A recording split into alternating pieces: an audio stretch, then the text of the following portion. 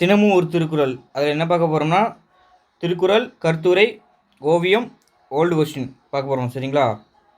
இப்போ பாருங்கள், அறிவுடைமை அதிகாரத்தில் 421 குறள். அறிவு அற்றம் காக்கும் கருவி செருவாருக்கும் உள்ளளிக்கல் ஆகா அரண் அப்படின்னாரு. சரிங்களா? அதாவது அறிவுன்னா என்னது? அறிவு. அற்றம்னா என்னது?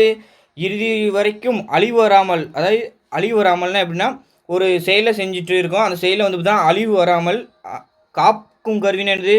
காப்பாற்றும் கருவி, இல்லைன்னா ஆயுதம். செருவாருக்கும்னா என்னது? பகைவருக்கும், இல்லை பகைவராலும். அழிக்கல்னா என்னது? அழிக்கா. ஆகானா என்னது? முடியாத. உள்ளரண் என்னது?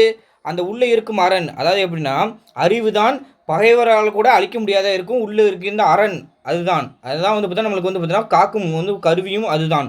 அதாவது அறிவு என்பது அழிவராமல் காப்பாற்றும் கருவி, பகைவராலும் அழிக்க முடியாத உள்ளரண் அப்படின்னாரு. சரிங்களா? இப்போ பாருங்க, இவர் யாரு? சிஐடி.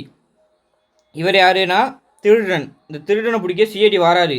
அப்போ வந்து பார்த்தா திருடன் வந்து பார்த்தா என்ன செய்தான்? வாழை வச்சுக்கிட்டு கொல்ல போகிறான். அவன் பகைவராக வந்து இருந்துட்டு கொல்ல போகிறான். அப்போ வந்து பார்த்தா சிஐடியும் இது வச்சுருக்காரு. ஆனால் வந்து பார்த்தீங்கன்னா அவனை அழிக்கலை. ஏன்? இவர் வந்து படித்தவர், அறிவுடையவர். அதனால வந்து பார்த்தீங்கன்னா அறிவுடையவர் என்ன செஞ்சிட்டாரு?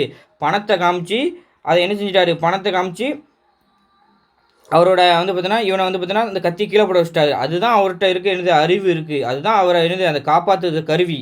அதனால வந்து பார்த்தீங்கன்னா அதுதான் அறிவினோட சிறப்பே. அதுதான் நம்மளை காப்பாற்றும் கருவி. அதுதான் இங்கே பாருங்க, அனைத்து அழிவிலிருந்தும், அதாவது வந்து பார்த்தீங்கன்னா எந்த ஒரு நம்மளை வந்து ஸ்ட்ரகிள் இருந்தும் காக்கிற கருவி எது?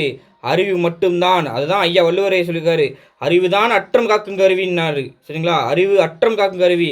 செருவார்க்கும்னா யாரு? பகைவருக்கும் உள் அழிக்கலாக அரண்னாரு. சரிங்களா? அற்றம்னா என்னது? அழிவு. அற்றம் காக்கும் கருவி என்ன? வள்ளுவர் எதனை கூறுகிறார்? அறிவை தான் கூறுகிறார். அதனால வந்து பார்த்தீங்கன்னா டிஎன்பிஎஸ்சி படிக்கும் மாணவர்களும் நீங்கள் தான் அறிவு தான் உங்களை வந்து பார்த்தீங்கன்னா குரூப் 2 ஆகும், குரூப் 4 ஆகும். அதுதான் வந்து நம்மளை வந்து பார்த்தீங்கன்னா உதாசனப்படுத்தும் அந்த பகைவர்களையும் நம்ம அழிக்க முடியும் அரணும் அதுதான். சரிங்களா?